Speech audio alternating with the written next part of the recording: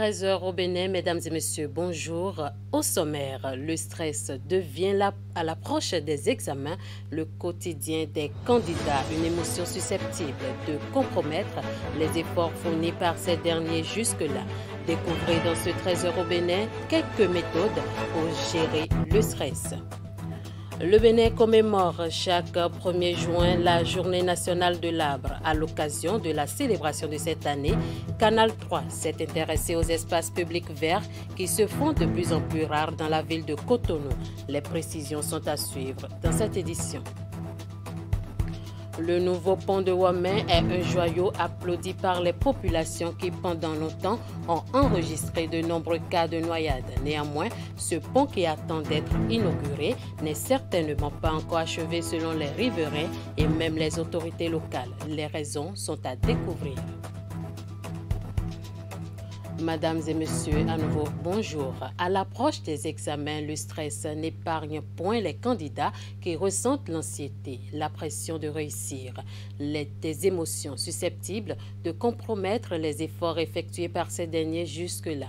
Quelles sont donc les meilleures méthodes de gestion du stress pour un candidat? Élément de réponse dans ce reportage signé Gloria Djibou et Maris Bouko.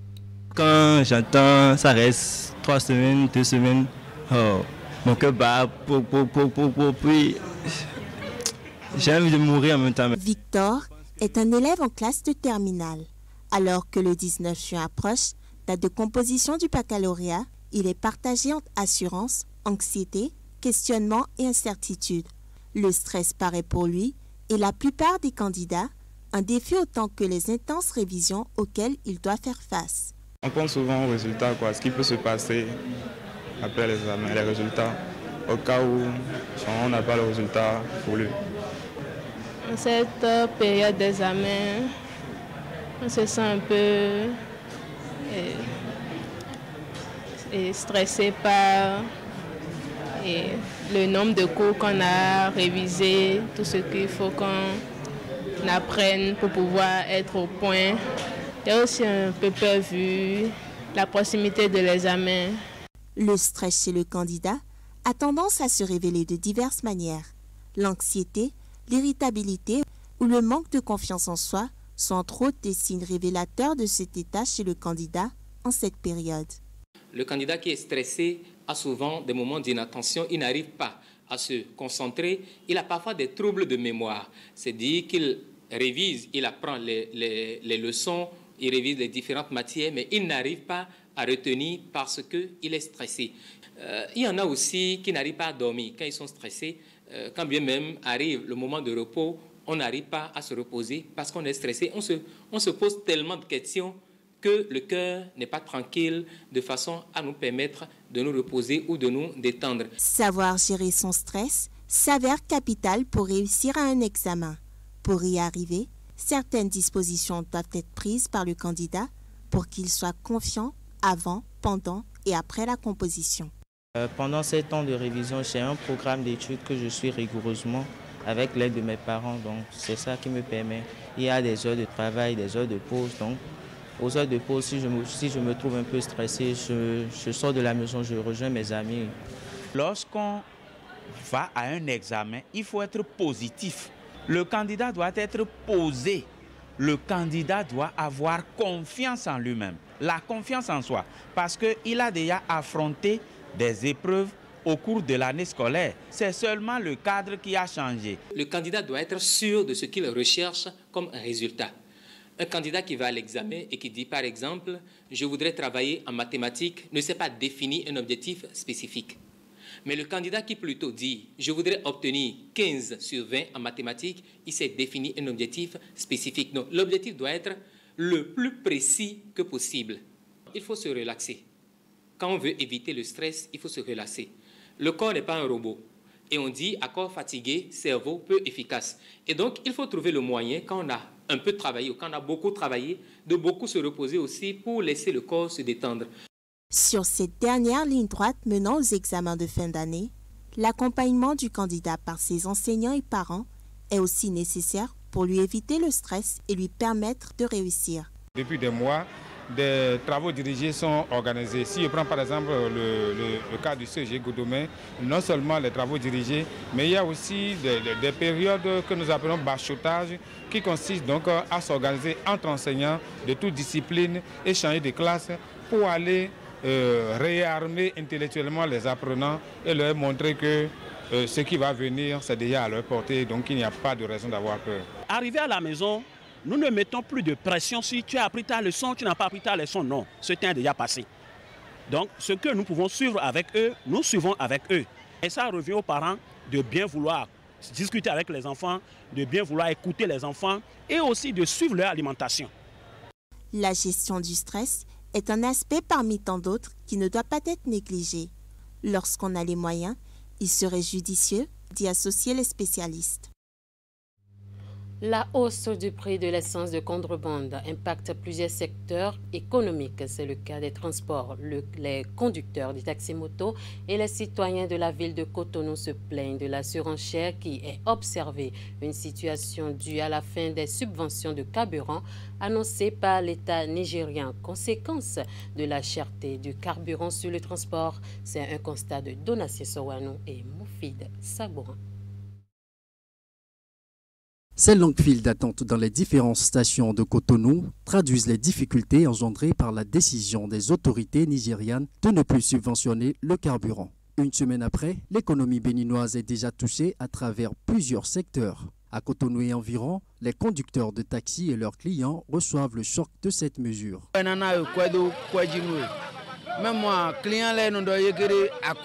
Les clients disent qu'ils ne vont pas payer plus que les frais de déplacement habituels. Tu n'as pas le choix, alors que tu seras ruiné si tu fais à leur prix. Raison pour laquelle nous ne taillons plus d'importance à ces gens de clients.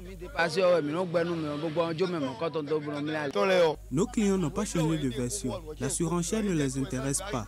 Ils disent toujours le même prix.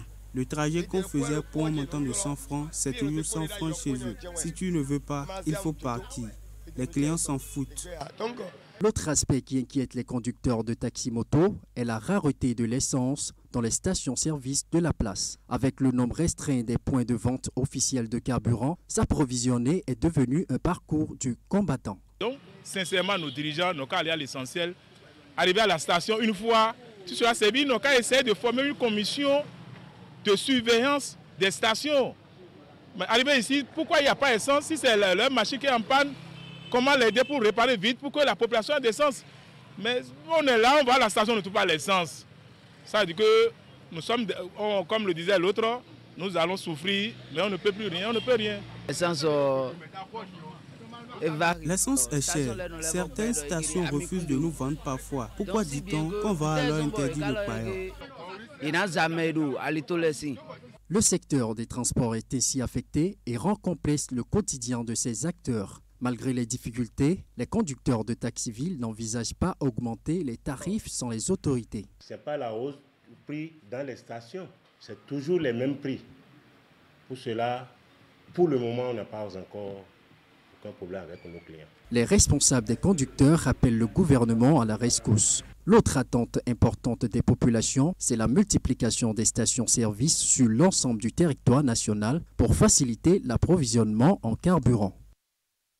Le Bénin a célébré le 1er juin dernier la 39e édition de la Journée nationale de l'arbre, une commémoration qui sert de tremplin pour les pouvoirs publics dans la sensibilisation des populations en les invitant à planter un arbre afin de limiter les effets de la désertification. À l'occasion de cette journée, une équipe de Canal 3 a réalisé un élément sur l'absence des espaces publics verts à Cotonou qui devient de plus en plus visible comparativement aux années antérieures. Reportage. Il y a de cela quelques années en arrière, que ce soit la place de l'Étoile Rouge, tout comme celle du Bicentenaire et bien d'autres, les citoyens cotonois profitent de l'ombrage des arbres qui s'y trouvaient pour se reposer aux heures de pause. Et ce, pour le temps de reprendre leurs activités à 15 heures. Chose qui ne se remarque plus ces derniers temps, faute d'espace public vert. En temps, il y avait quand même quelques espaces publics, comme l'Étoile Rouge, qui était construit, et la place de l'Étoile Rouge qui était construite, et on avait un peu un sentiment de vert. Mais lorsque les gens ont adopté une politique de verdissement qui ne sont plus des espèces qu'il faut à la place qu'il faut. Vous avez vu ce que l'étoile rouge est devenu. D'abord, le trafic fait que l'accessibilité est difficile et les arbres qui sont là, c'est que des Terminalia mentali qui ne sont pas des espèces de chez nous. Et voilà, le développement actuel nous a rattrapés et nous avons perdu énormément en biodiversité. On est même tenté d'aller chercher des plantes exotiques pour pouvoir créer le vert dans notre environnement. Cette situation est également due au déboisement créé par les citoyens, mais aussi aux différents aménagements que la ville connaît depuis quelques années. L'homme également cherche donc du bois dans ces milieux-là pour les divers besoins, les besoins quotidiens. Et donc, compte tenu de ces divers aménagements et de l'utilisation de la plante pour des besoins alimentaires, des besoins sanitaires, la végétation au niveau donc de la côte est en train de disparaître. Et ce qui fait que désormais, vous n'avez plus ces espaces verts sur la côte. Le problème d'absence d'espace vert à Cotonou peut également partir d'une mauvaise étude d'impact environnemental et social. Dans le PGS, dans le plan de gestion environnementale et sociale, qui a naissé aux études d'impact environnemental et social, on prévoit toujours que l'on réalise le nombre d'espèces détruites là fois 5. C'est-à-dire quoi? Je viens de détruire, par exemple, 10 plants de teck ici. Je dois mettre en terre ces 4 plants de teck. Par conséquent, lorsque vous ne respectez pas cette prescription du décret, ça veut dire que vous n'êtes pas un bon professionnel en matière de réalisation de vos études d'impact environnemental et social. Parce que tout ce que nous disons, la finalité, c'est dans les études d'impact environnemental et social. Parce que pour faire un aménagement, forcément, vous devez détruire, vous devez agir sur l'espace existant. Pour les autorités en charge de la gestion des eaux et forêts, la politique d'aménagement de la ville de Cotonou répond à un principe. Les arbres victimes des projets d'aménagement sont aussitôt remplacés par d'autres. De plus en plus, on détruit moins l'environnement pour installer des infrastructures. Et si vous regardez dans la ville, comme vous dites, il y a des pavés partout. Mais le long des pavés, il y a des arbres. Parce qu'il fallait élargir les voies. Il fallait faire des aménagements avant de mettre les pavés. Il a fallu enlever quelques arbres. Ceux qu'on pouvait préserver ont été préservés. Les techniciens ont été instruits dans ce sens-là. À défaut des espaces publics verts, le gouvernement, dans sa volonté d'assainir le cadre de vie des Béninois, a réalisé des jardins géants et fleurissants qui ont changé le visage de Cotonou. Des parcs urbains qui apportent du charme à la ville capitale du Bénin.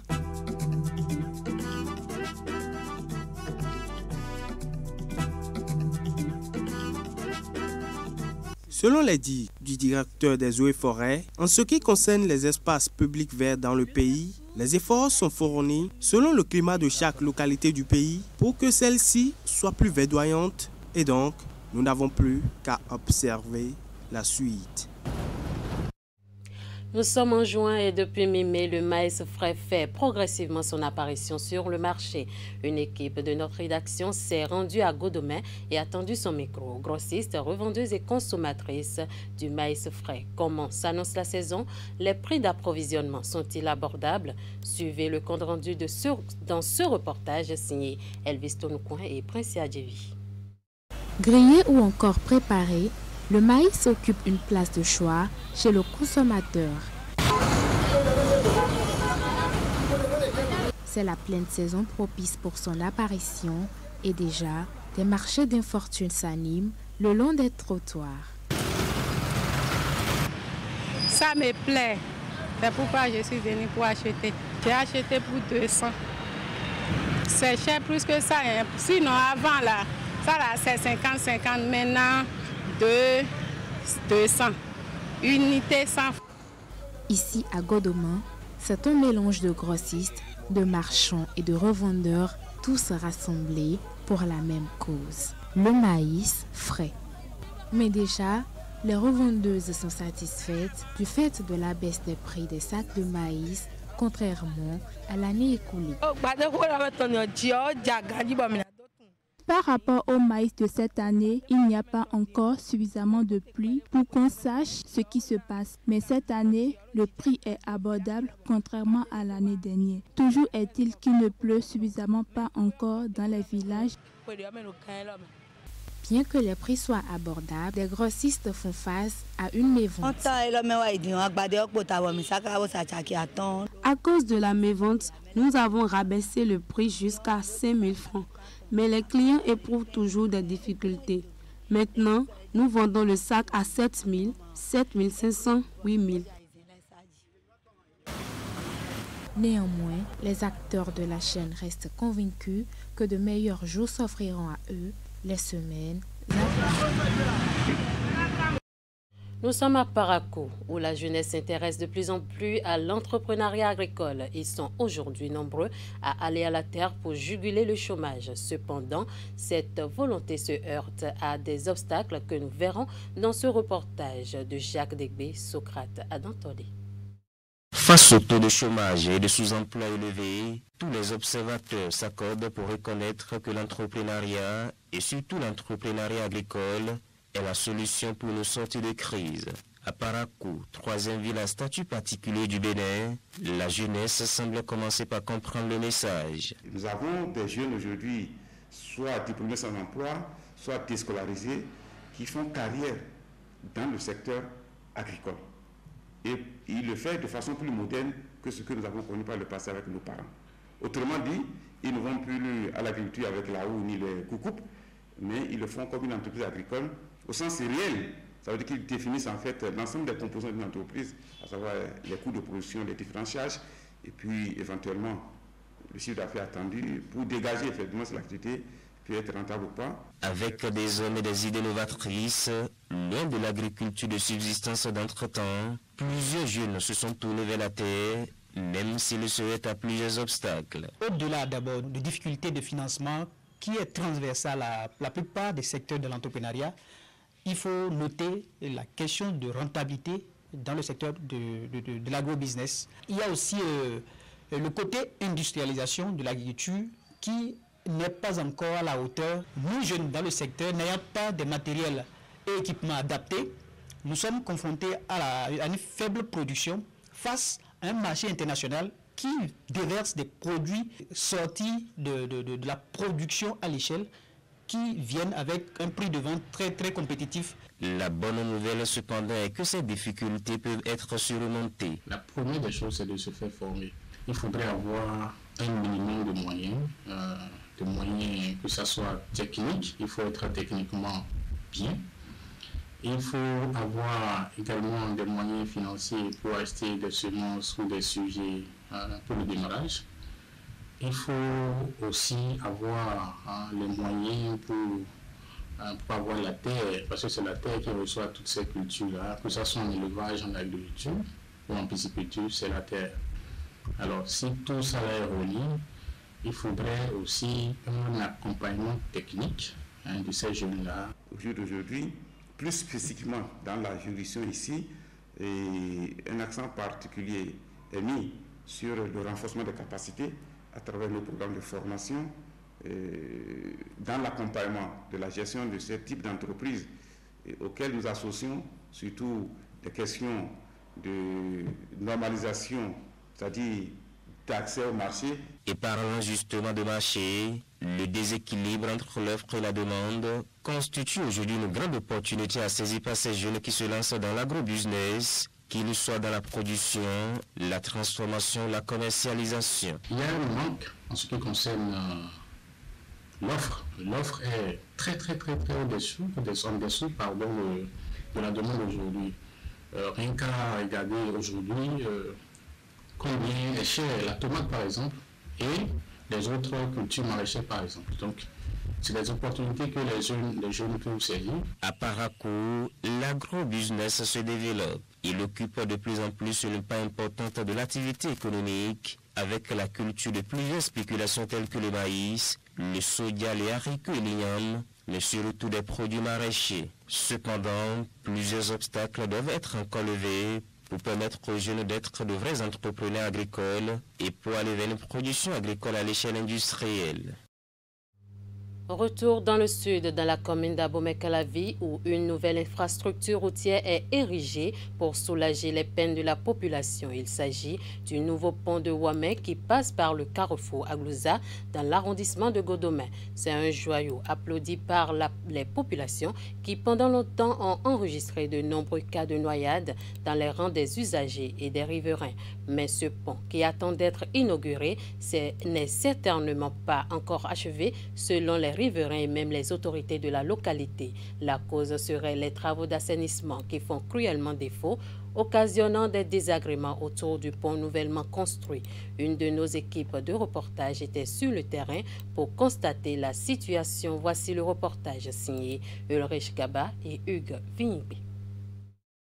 Voici la nouvelle infrastructure dont l'inauguration est tant attendue par les populations d'Abomey-Calavi. Un nouveau pont pour relier le quartier Ouamé à la route inter-État Cotonou-Lomé via le carrefour Aglouza dans l'arrondissement de Godomè. Comment on va te faire de bonnes choses et tu ne vas pas bien l'accueillir? Ça, c'est avec joie. Pour aller à Ouamé maintenant, on passe par l'autre voie avant d'aller là-bas. Donc, avec ça, c'est un peu bousculé pour nous. Donc, on n'a pas le... On est un peu pressé pour qu'il ouvre la voie pour nous. Doté d'une chaussée de 2 voies de circulation de 3,5 mètres chacune et de 2 trottoirs d'1,75 m chacun pour les piétons, le nouveau pont de Ouamé est érigé pour faciliter la mobilité des personnes et sécuriser usagers et riverains, autrefois contraints de traverser les bas-fonds avec les risques d'accidents de noyade fréquemment enregistrés sur le tronçon. Fruit de la détermination du gouvernement du président Patrice Talon, cette nouvelle infrastructure est un raccourci de plusieurs kilomètres pour les usagers. Il y avait constamment des cas de noyade et même des agressions étaient enregistrées. Mais aujourd'hui, nous sommes heureux de voir l'érection de ce nouveau pont. La situation avant était difficile, mais maintenant, présentement, ça a été décanté à une partie pour le moment. Et on souhaite que ça décante pour la totalité. Traverser les bas-fonds pour aller à Ouamé, c'était un véritable parcours de combattants. On craignait pour nos vies et surtout pour celles de nos enfants. Les populations apprécient l'effort du gouvernement pour améliorer et sécuriser le transport des personnes et des biens. Mais elles déplorent l'absence d'ouvrages d'assainissement connexes à ce nouveau pont. Des défauts de construction qui, selon eux, seraient à la base des désagréments de plus en plus constatés depuis l'entame des travaux de construction. Le pont, c'est beau, c'est bien. C'est un truc pour servir la nation et ça facilite la tâche à nous tous. Mais les conséquences qui sont directement liées à ceux qui sont, qu'on appelle, dans la zone de ce pont-là, sont défavorables. L'eau qui coule du pont envahit toutes les maisons riveraines.